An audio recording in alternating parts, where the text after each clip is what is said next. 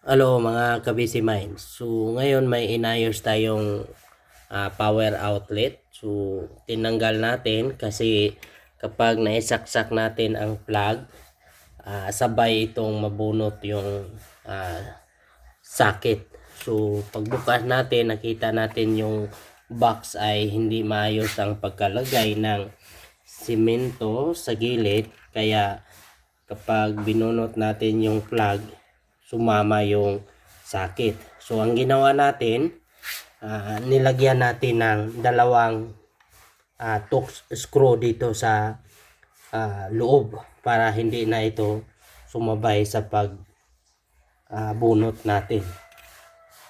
Dito rin may napansin tayo sa wiring connection.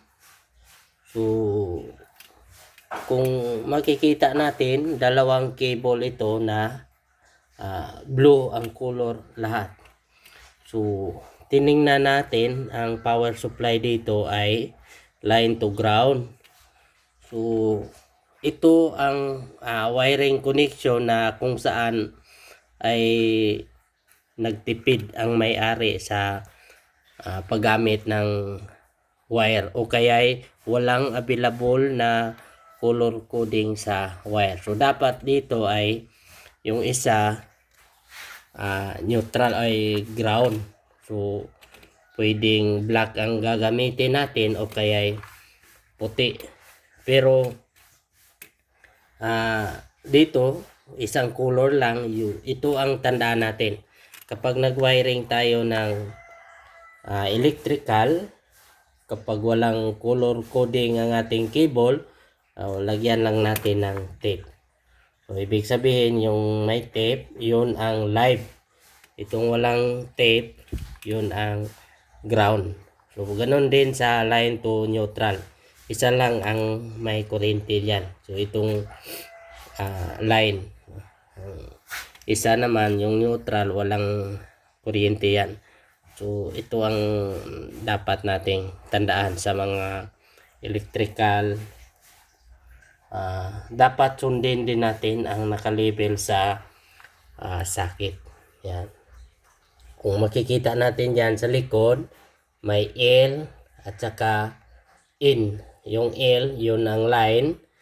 Yung in naman ay neutral. Pero yung supply natin ay line to ground.